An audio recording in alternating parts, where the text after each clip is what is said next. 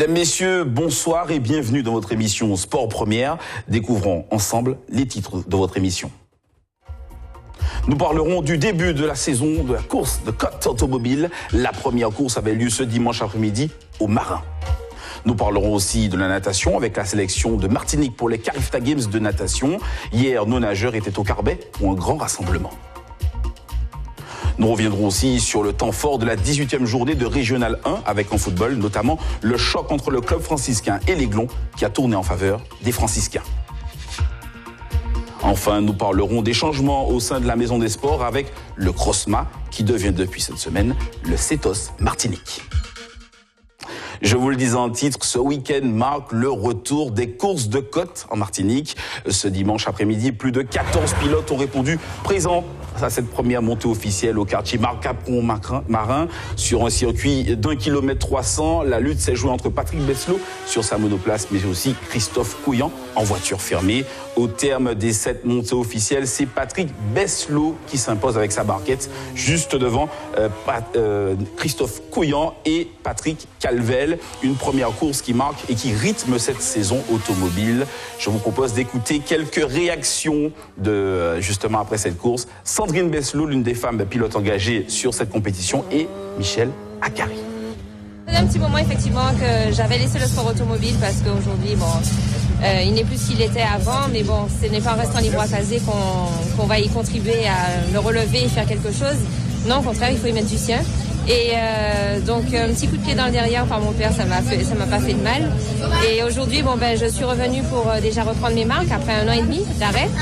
Et donc voilà, faut procéder par étapes, quoi. Déjà reprendre ses marques et puis ensuite essayer d'attaquer si on peut. Le concept ici en Martinique, donc c'est une voiture qui est vraiment performante. Maintenant, il faut apprendre à la piloter. On fait du mieux. C'est vrai que moi, pour l'instant, je me fais plaisir, mais pour aller très très vite, il faut vraiment connaître la voiture, il faut l'apprendre. Allez, direction le Marin avec monsieur Luc Cordémy qui est le vice-président de l'Azatropique. Bonsoir monsieur Cordémy et merci d'avoir répondu présent à notre invitation. Vous nous entendez ? Bonsoir, très bien, je vous entends très bien. Bonsoir à vous et merci d'être présent. Merci. Alors, dites-nous un petit peu, quel bilan vous faites de cette première course de côte de la saison ? Alors, nous avons une très belle manifestation. Le temps était au rendez-vous. Le public était au rendez-vous. Le spectacle avec le plateau que nous avons eu aujourd'hui était lui aussi au rendez-vous puisque nous avons, rappelons, une barquette qui termine première et des voitures fermées, donc des voitures traditionnelles qui sont à la 2e et 3e place. Donc, ça veut dire qu'aujourd'hui, il y a eu beaucoup de batailles sur le circuit et c'est tout ce que demandaient en tout cas les spectateurs qui, nous l'espérons, ont été ravis de cela. Qui vont en demander encore plus, vous imaginez bien, sur le reste de la saison. Quelles nouveautés on peut avoir pour cette saison 2018, notamment sur les courses de côte ? Alors, sur les courses de côte, cette année, il y a quelques vieux briscards qui reviennent aujourd'hui cette année avec des monoplaces. Donc, c'est des voitures qui sont justement taillées pour la côte. Aujourd'hui, aussi des nouveautés annoncées. Attendons dans les prochains rallyes pour voir justement ce qui arrive. Des nouveautés annoncées, en tout cas, en véhicule fermé avec des compétiteurs qui reviennent à la course. Visiblement, de nouveaux aussi qui arrivent. Donc, cette année, l'année 2018 sera un beau cru pour le sport automobile et nous espérons offrir aux spectateurs et à tous les passionnés du sport automobile de très belles courses et de très beaux spectacles tout au long de l'année 2018 avec annoncé 12 manifestations, donc 6 puisque les deux comités ASA et Azatropique qui travaillent en collaboration, chacune d'elles organise 6 manifestations sur l'année, ce qui fait un total de 12 manifestations. Super. Alors, il y a une partie intéressante qui est la sécurité qui est très importante dans les sports mécaniques. Comment vous allez faire pour optimiser justement cette sécurité pour les pilotes mais aussi pour le public ? Est-ce que vous avez toujours du mal à trouver des bénévoles pour encadrer tout le monde ? C'est vrai qu'il y a un manque crucial de bénévoles tant au sein des clubs, mais aussi au niveau de l'organisation. Mais nous avons un cahier des charges que nous sommes obligés de toutes les façons de respecter, tant en termes de population, donc tant la population des CIBIS et commissaires de route qui sont très importants, car sans commissaires et sans CIBIS, nous ne pouvons mettre en place les compétitions et nous pouvons respecter le cahier des charges. Donc aujourd'hui, nous sommes obligés de respecter le cahier des charges, donc avoir tout ce monde avec nous. Et d'ailleurs, nous appelons à tous les bénévoles qui pourraient rejoindre les associations Azatropique ou Azam. Donc vous pouvez vous rapprocher de nous et et participer aux courses à votre manière. Alors très rapidement, une dernière question. Dites-moi, est-ce qu'on a une chance, un de ces jours, au terme peut-être de cette saison 2018, d'avoir un pilote martiniquais au niveau national qui puisse participer à une course de niveau national ? Alors c'est tout à fait possible, tout est possible. Je reste persuadé que nous avons encore pas mal de Simon Jean-Joseph au bord des routes, pas mal de Simon Joseph derrière les petits écrans. Aujourd'hui, pour que ces rêves puissent se réaliser, que nous ayons ces champions qui puissent aujourd'hui éclore, on va dire ça ainsi, il faudrait que davantage de partenaires puissent participer au sport automobile et qu'on ait davantage de pilotes. Donc on va voir justement l'infleurir justement de nouveaux champions. Et je reste persuadé, vu les talentueux pilotes que nous avons actuellement, il y a de moyens, il y a de quoi faire. Merci beaucoup, monsieur Luc Cordémy. On rappelle que vous êtes le vice-président de l'ASA Tropique et que vous étiez au Marin. Merci d'avoir répondu à notre invitation. On prend la direction de Sainte-Luce sur la plage de Gros Raisin, pour être précis, où se déroulait la deuxième journée de championnat de Grand Niol. Plus de 10 embarcations ont pris le départ ce matin à 10h pour 2 courses. Il y avait donc beaucoup de vent, vous le voyez sur les images. Au terme des 2 régates de la matinée, c'est l'aïeul UFR Champflore qui signe un doublé dans la première course. Elle devance Brasserie Lorraine, deuxième, Somaré Petit Navire, troisième, mais aussi La Palouza, quatrième. On rappelle que c'était donc Zapeti La Palouza qui dominait le classement provisoire. On va écouter donc quelques réactions avec notamment Emmanuel Jean-Marie. Il est aide patron sur l'aïeul UFR Champflore. En fait, ce matin, on a fait le bon choix de voile. Effectivement, il y a pas mal de vent. On nous a annoncé quand même de 17 nœuds sous les rafales à 22. Donc, on a fait le bon choix de voile. On a bien voilé la voile. On a bien navigué. Hier, on a fait un bon entraînement aussi par rapport aux conditions. Et aujourd'hui, ça a porté ses fruits. Il y a une première manche très disputée entre Brasserie Lorraine et nous. Les yoles de derrière sont revenus sur nous à la fin aussi. Donc, c'est un très beau match. C'est une bonne préparation pour le Tour des yoles qui s'annonce très, très chaud cette année. En plus de ça, il n'y a pas beaucoup de courses pendant le championnat, donc on profite de ces occasions.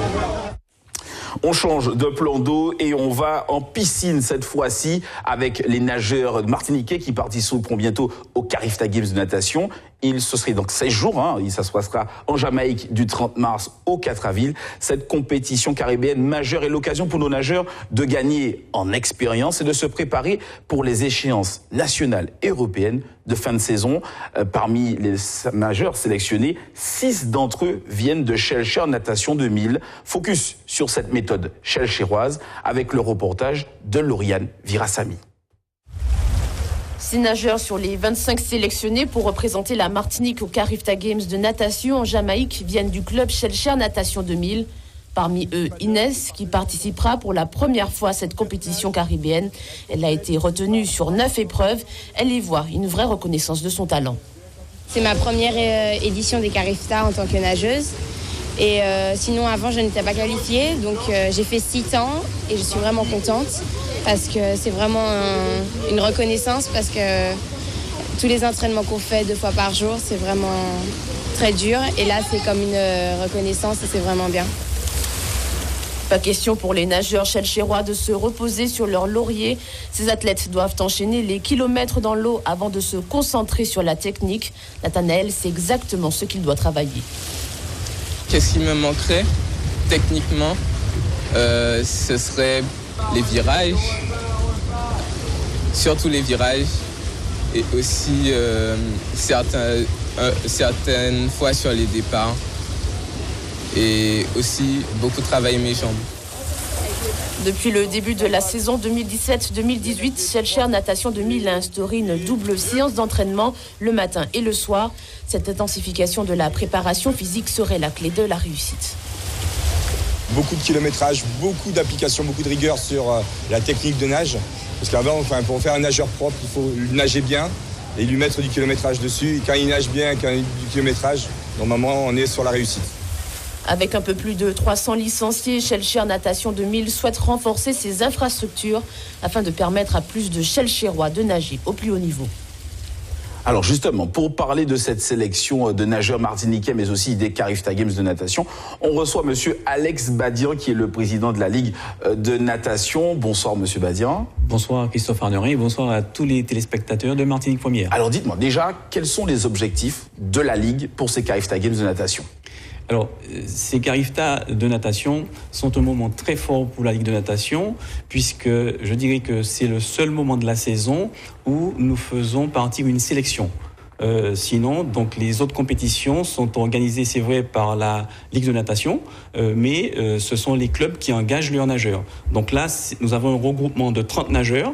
Je félicite d'ailleurs ces 30 nageurs, 14 filles et 16 garçons, pour le travail réalisé. On voit qu'à Schellcher, ils ont mis en place du bicotidien. Et il y a d'autres clubs qui s'orientent aussi vers ce bicotidien. Mais je dirais que ce n'est que le travail qui paye. Aujourd'hui, nous avons 30 nageurs qui ont pu réussir à se qualifier en établissant des temps, des critères. Donc je suis très satisfait et je félicite également nos entraîneurs puisque le travail est fait aussi par les entraîneurs. Alors le travail n'est pas fini. Deux entraîneurs en ce moment se partagent la tâche justement de perfectionner le niveau de notre sélection qui va aller en Jamaïque. Est-ce que 2 entraîneurs c'est suffisant ? Alors, nous aurons 4 entraîneurs sur la sélection. Alors, hier, c'est vrai, lors du regroupement, nous n'avions que 2 entraîneurs, mais l'objectif, c'est de partir avec 4 entraîneurs pour ces cariftas à la Jamaïque. Alors, autre petit point défaillant, on va dire, on a aussi le départ de Marc Lazaro, qui était le conseiller technique sportif pour la natation. Est-ce qu'il sera remplacé ? Comment ça va se passer à ce niveau-là ? Alors, je dirais qu'il y a une orientation vers un CTS qui ferait à la fois son activité sur la Martinique et sur la Guadeloupe. Donc, on s'oriente vers ça. La difficulté, c'est que si on a un CTS basé en quelque part, après, qui prendra en charge ses billets d'avion pour aller sur l'autre île ? On ne sait pas. Donc, c'est vrai que c'est un problème qu'il va falloir qu'on travaille, qu'on résolve avec la Fédération française de natation, puisque sans CTS, on est en difficulté. Alors justement, quel est le niveau de la natation ? Parce que vous le disiez, on a en difficulté le fait de ne pas avoir justement de conseil technique sportif. Quel est le niveau aujourd'hui ? Alors, on a un niveau de natation, je dirais, qui est bon, puisque sur les temps qui ont été en critères, donc les minima, nous avons quand même 30 nageurs qui ont réussi à faire ces minima pour une sélection maximale de 36 nageurs. On a aussi pas mal de nageurs qui ont réussi à faire aussi des temps promotionnels pour se déplacer en France donc au mois de juin. C'est vrai que nous n'avons pas de nageurs encore qui feront les championnats élites. Qui devront se passer cette année à Saint-Raphaël, à côté de la côte, sur la côte sud-est.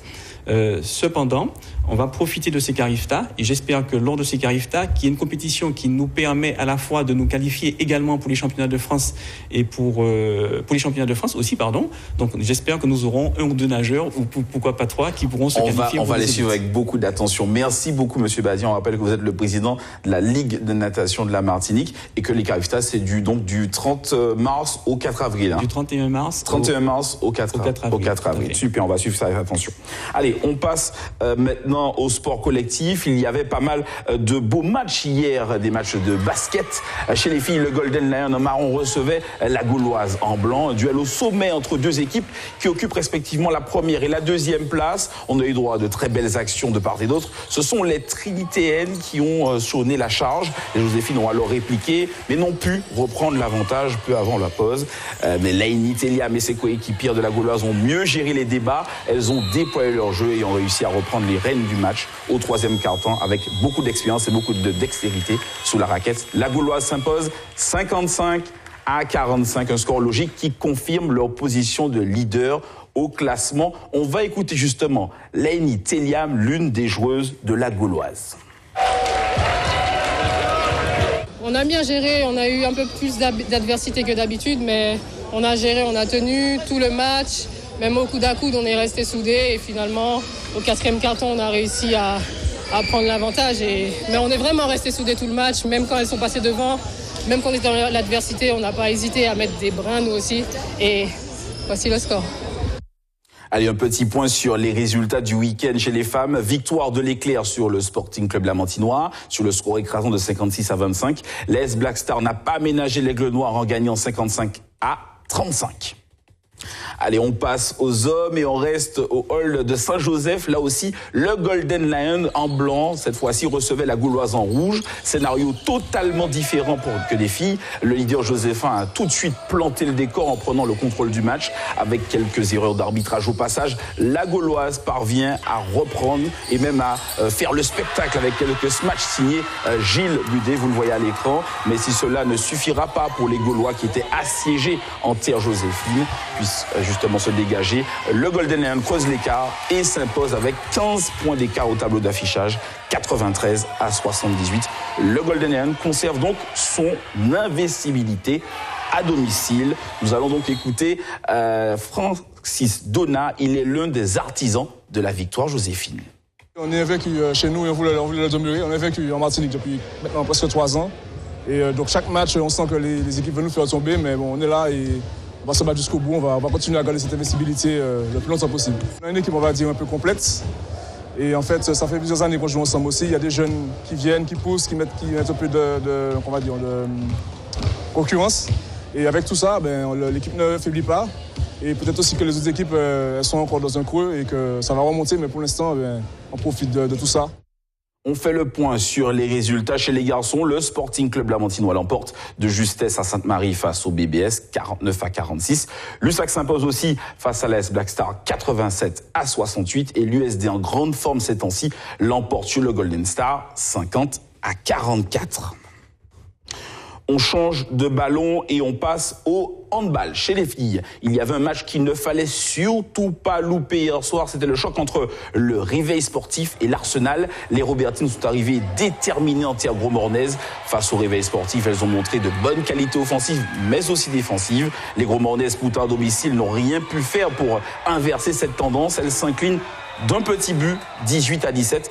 L'Arsenal tient donc sa revanche et surtout peut retrouver le moral pour cette fin de saison. Je vous propose d'écouter Solène Bongo de l'Arsenal du Robert.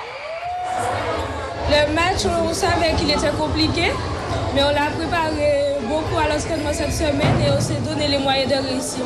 L'objectif, c'était de prendre votre revanche par rapport aux demi-finales? Oui, l'objectif était là, on avait besoin de revanche et on l'a fait. Aujourd'hui, on avait envie, on avait l'envie, on était solidaires, on était tous ensemble et voilà. Comment vous voyez la suite de la saison là? La suite, on essaiera de donner le meilleur de nous-mêmes.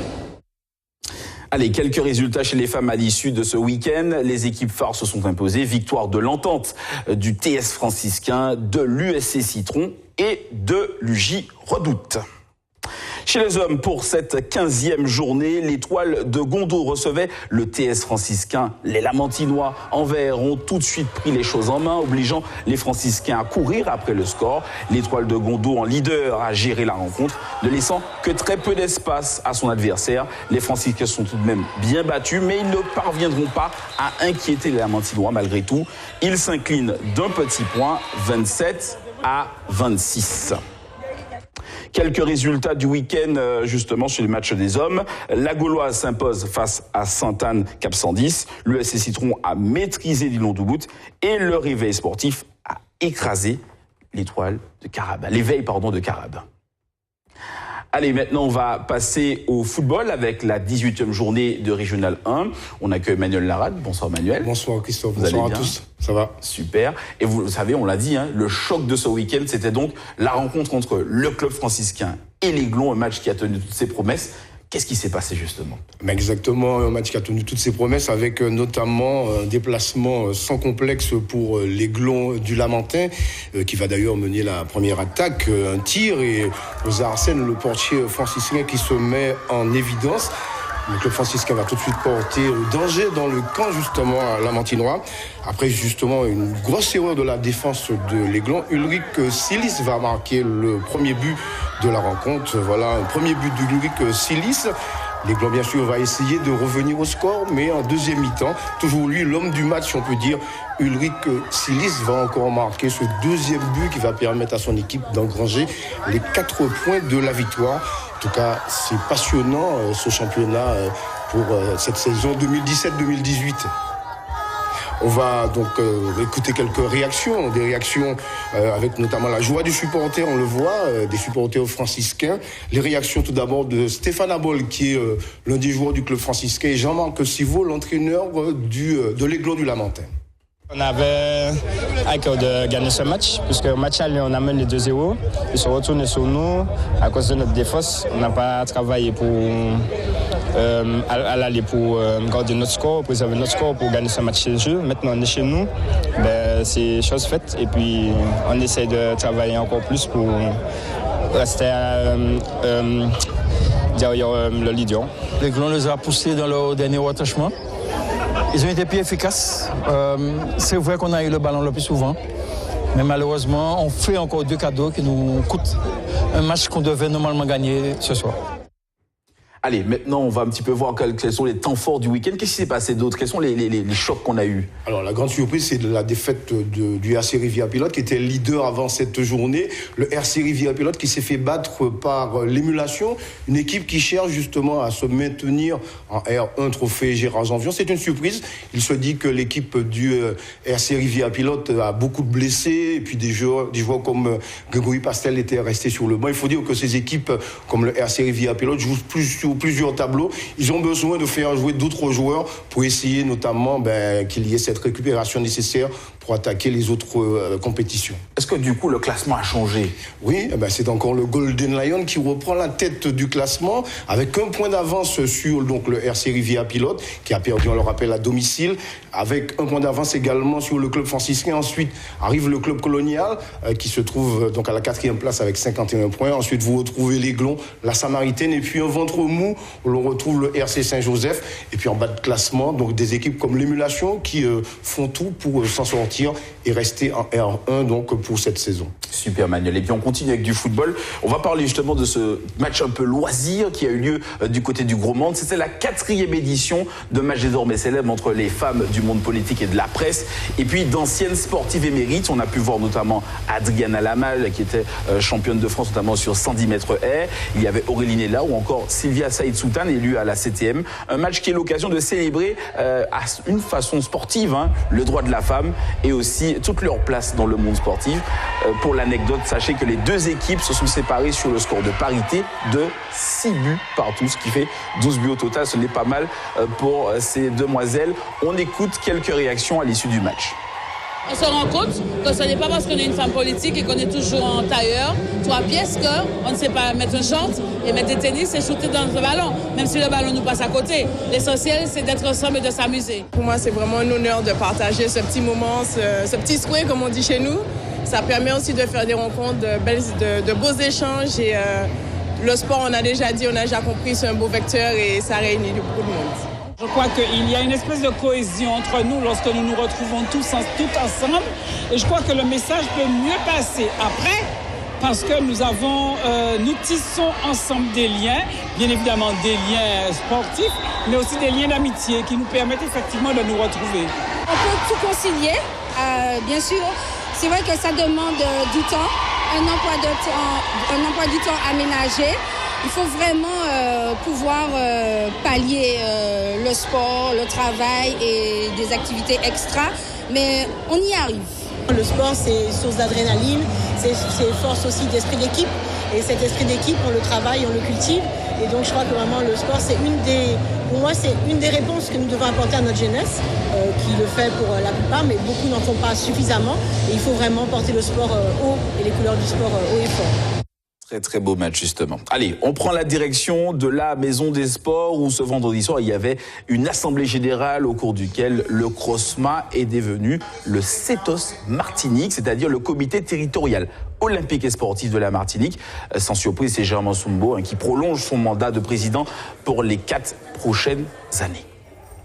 Allez, on accueille justement le président du CETOS Martinique, monsieur Germain Soumbo. Bonsoir. Bonsoir Christophe et bonsoir à tous les téléspectateurs de Martinique Première. Alors déjà, cette appellation qui change, qu'est-ce qui change concrètement ? Alors, il y a des statuts nouveaux qui ont été votés le 12 janvier. Avec cette élection, en plus, tout est, je dirais, redémarré. Et nous avons changé de nom parce que nous ne sommes plus une région, nous sommes un territoire. Donc, administrativement parlant, le Comité olympique national nous a demandé d'adopter de nouveaux statuts, dont ce changement de nom. Mais aussi, vous avez vu le scrutin de liste, alors que c'était une nominale avant. Il y a aussi une nomination, l'obligation de projet sociétal. Nous avions déjà le sport-industrie. Et là, aujourd'hui, on va y mettre un impact territorial. Donc, il y a l'obligation de projet, 4 vice-présidents missionnés, un sur la santé, un sur l'éducation et la citoyenneté, un sur la professionnalisation et un sur les politiques publiques. Donc, on voit nettement, avec ces changements, qui sont nombreux, je ne vais pas tous les énumérer, un changement de cap avec une équipe, je dirais, qui se professionnalise et des objectifs sociétaux très forts que nous demande maintenant de mettre en place. Et nous y ajoutons la Caraïbe, le groupement d'employeurs, l'assistance, l'accompagnement des dirigeants et le sport et l'économie avec le sport et le tourisme que nous voulons développer. Alors justement, vous parliez tout à l'heure de liste. Là, il n'y a qu'une seule liste, justement, qui était en position de briguer cette présidence. Est-ce que ça ne vous dérange pas qu'il n'y ait pas eu d'opposition à cette élection ? Non, c'est-à-dire que ça s'analyse. Je sais qu'une liste est difficile à monter. Il faut 8 membres de comité olympique. Il faut au moins 2 femmes non olympiques, 2 femmes olympiques. Il faut l'ensemble des collèges, c'est-à-dire les collèges affinitaires, nationaux, sportifs, et aussi les membres associés. Donc, c'est compliqué de monter une liste. Donc finalement, il y a peu de chances qu'on ait un renouvellement, c'est ce que vous dites, non alors ? Non, c'est-à-dire qu'il y avait effectivement l'espace, peut-être, mais bon, vous savez, aujourd'hui, le bénévolat, c'est difficile.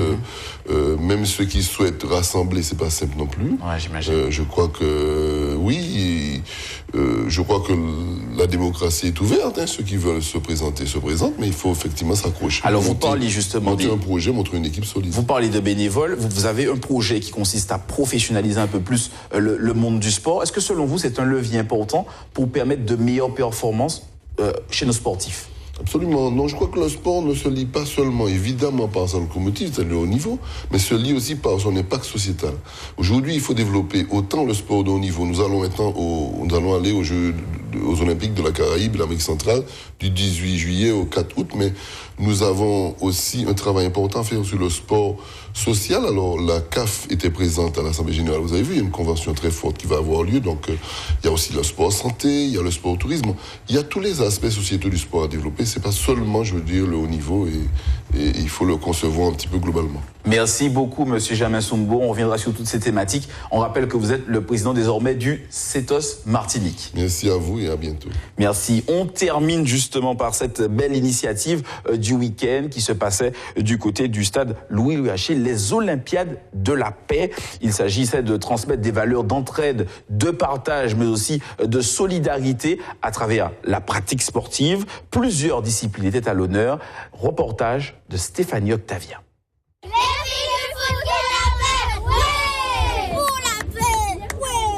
L'entraide, le partage et le plaisir du sport. Ce week-end, pour plus de 200 enfants de 6 à 12 ans, la compétition laisse place aux valeurs de la paix à travers la pratique sportive. J'ai voulu venir ici parce que pour moi c'était comme une compétition et je n'ai jamais fait de compétition. Et j'ai trouvé que c'était vraiment une très bonne idée de faire un regroupement de tous les sports. Et voilà. Pour moi, ça représente de faire du sport et s'amuser. C'est quoi la paix? C'est quand on partage, c'est quand on éprouve de l'amour pour quelqu'un, quand on s'entraide. Au programme du week-end, du football, du basket, du volley, mais aussi du handball. Pour tous les éducateurs présents sur plusieurs disciplines sportives, cette première édition des Olympiades est l'occasion de détecter de futurs talents. Il ne faut pas oublier qu'au niveau des jeunes, on a énormément de bénévoles qui donnent de leur temps et on oublie de les remercier parce que sans ces bénévoles, on n'a pas de jeunes. Et c'est vrai que quand je suis là, ça me permet de voir le travail, ça me permet de regarder aussi les petits handballeurs en herbe et ceux qui pourront peut-être plus tard être de grands joueurs comme Abalo, Karabatic ou autres. Et pour montrer l'exemple, quelques sportifs de haut niveau étaient invités à parrainer cet événement, comme la championne olympique, Cathy Piéjos. Par rapport à mon parcours, j'ai pu côtoyer différentes personnes et toutes ces personnes-là apprennent quelque chose d'autre, de différent. Donc, on m'a transmis aussi un message d'amour par rapport à leur culture, etc. Donc aujourd'hui, je fais pareil, je transmets à la Martinique. Rappelons que cette Olympiade de la paix est aussi une action caritative pour soutenir l'action des clubs et des ligues de la Martinique. Merci aux invités et à tous ceux qui ont participé à la réalisation de cette émission. Belle semaine à tous.